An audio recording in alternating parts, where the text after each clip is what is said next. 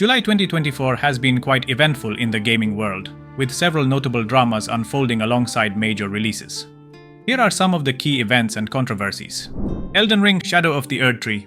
The recent release of Elden Ring's DLC, Shadow of the Erdtree, has sparked significant controversy and backlash from players due to its high difficulty level. Many players have taken to review platforms like Steam to express their frustration, resulting in a mixed overall rating for the DLC. The main criticisms focus on the excessively difficult bosses, inflated health pools, and relentless attack patterns that make progression extremely challenging. From Software, known for its challenging game design, has acknowledged these complaints and has released a patch to adjust the difficulty. This update includes buffs to certain mechanics within the DLC to make the early parts of the expansion more manageable for new players. Despite these changes, the core difficulty remains, reflecting the developer's philosophy of offering a significant challenge to players. The debate over game difficulty is not new, but the intensity of the reactions to Shadow of the Erdtree highlights the delicate balance developers must strike between challenging and accessible gameplay. While some players appreciate the sense of achievement that comes with overcoming tough obstacles, others find the extreme difficulty off-putting and discouraging. Ultimately, the debate over game difficulty is subjective. Some players seek out the punishing difficulty as part of the allure, while others may prefer a more balanced approach. The key is that From Software continues to offer experiences that cater to those who thrive on overcoming adversity in their games. Assassin's Creed Shadows. The $130 game from Ubisoft, Assassin's Creed Shadows, is now being investigated by a senator in Japan for tampering with Japanese history. Ubisoft stems from criticism by the Japanese government and cultural experts over historical inaccuracies and the portrayal of feudal Japan in the game. Despite Ubisoft's efforts to consult with historians and cultural consultants, Japanese officials and scholars have pointed out several inaccuracies and expressed concerns about the use of AI in the game's development. This controversy has led to debates over cultural representation and authenticity in video games. Dragon Age: Veilguard. BioWare's latest entry in the Dragon Age series has been met with both anticipation and criticism. Many fans feel that Dragon Age: The Veilguard is playing it too safe and boring. The game is seen as lacking the bold narrative choices and innovative gameplay mechanics that defined earlier entries in the series. This has led to concerns that the game is becoming too formulaic, straying from the unique elements that originally captivated players. Concord. The release of Sony's live service game Concord has been met with significant challenges and criticism. After its initial reveal, the game faced backlash for its gameplay and presentation, which many found underwhelming. Players have drawn comparisons to Overwatch, dubbing it Overwatch 3 with a different skin, due to its hero shooter mechanics and character design. Despite the efforts of developer Firewalk Studios, which includes veterans from notable franchises like Destiny and Call of Duty, the game struggled to captivate the audience.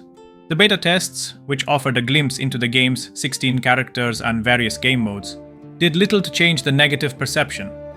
This lukewarm reception has led to concerns about the game's future and its ability to maintain a player base.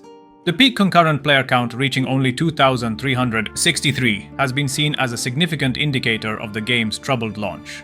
This low engagement is concerning for a live service game that relies on a robust and active community to thrive. The situation highlights the challenges Sony faces in the competitive landscape of live service games, especially with the market experiencing hero shooter fatigue. Overall, Concord's reception points to a need for further refinement and innovation to distinguish itself in a crowded genre.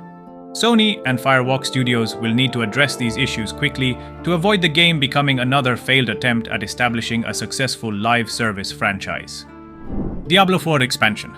The new Spiritborn class in the Diablo 4 expansion Vessel of Hatred has generated both excitement and debate among players. The Spiritborn class is a martial arts-inspired warrior that utilizes 4 spirit animal forms to diversify its combat styles, offering a dynamic and fast-paced playstyle. While some players are enthusiastic about the unique gameplay mechanics and the fresh experience it brings, others are concerned about balancing issues and how well this new class integrates with the existing game mechanics.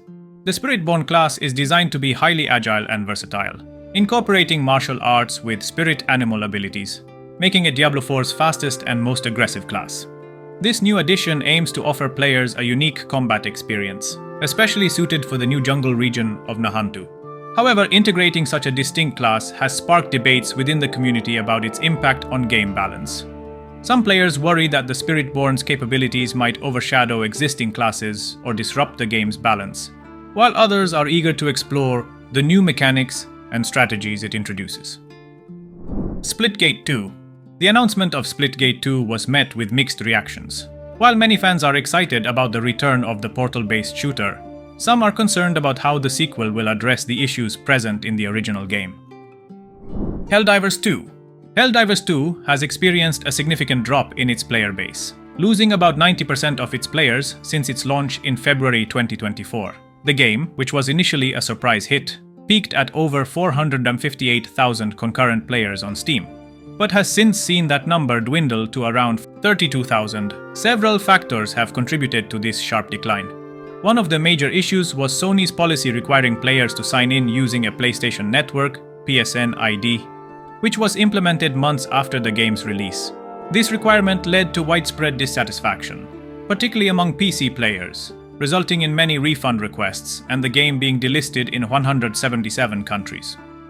Although Sony eventually backed off from the PSN ID requirement, the damage to the player base was significant. Additionally, there have been complaints about the game's difficulty and the developers' responses to these issues. The fixes and updates provided by Arrowhead, the game's developer, have not been well received by a significant portion of the community, further contributing to the decline in active players. Despite these challenges, there are still opportunities for Helldivers 2 to recover. Potential strategies include releasing the game on Xbox, making it available as a PlayStation Plus monthly game, or introducing new content to attract players back. The game's initial success and sales figures indicate that with the right adjustments, it could still regain some of its lost player base. No Rest for the Wicked. No Rest for the Wicked, the latest action RPG from Moon Studios, has been generating considerable buzz since its early access release. Known for their work on the Ori series, Moon Studios has ventured into a darker, more complex world set in the year 841, following the death of King Harold and the spread of a devastating plague called the Pestilence. The game blends elements from Dark Souls and Diablo, offering a top-down view and intricate gear systems inspired by the latter, while maintaining the challenging combat reminiscent of the former. The game starts players with minimal resources, emphasizing survival and resource management. As players progress, they can engage in various activities beyond combat, such as crafting and building, providing a multifaceted gameplay experience. One of the standout features is the game's visual style, which maintains the studio's signature painterly aesthetic, bringing a unique charm to the gritty, plague-ridden world of Isola Sacra. Players will need to navigate political struggles, fight against the plague-infected enemies, and manage their stamina carefully to survive. Community feedback has been instrumental in shaping the game, with Moon Studios actively releasing patches to address early criticisms. Initial issues, such as the rapid degradation of equipment durability, have been adjusted, leading to a more balanced and enjoyable experience. The developers have shown a commitment to refining the game based on player input, resulting in a positive shift in reviews and player engagement.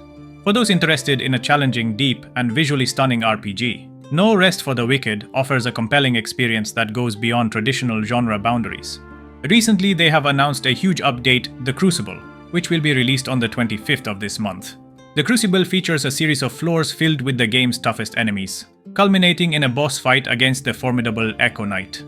I myself have covered this game extensively on my channel, putting over 300 hours in it, and honestly I'm very hyped for the new update. And that is it. Originally, I started this channel with grand plans of covering gaming, movies, and shows news. But turns out I just love playing games too much to only talk about them. So expect a lot more gameplay and guides for both new and old titles, with a sprinkle of news from time to time. For those who are already subscribed, I hope you will stay tuned for the chaos. And if you are not subscribed and liked this video, consider subscribing. I wish you a great day.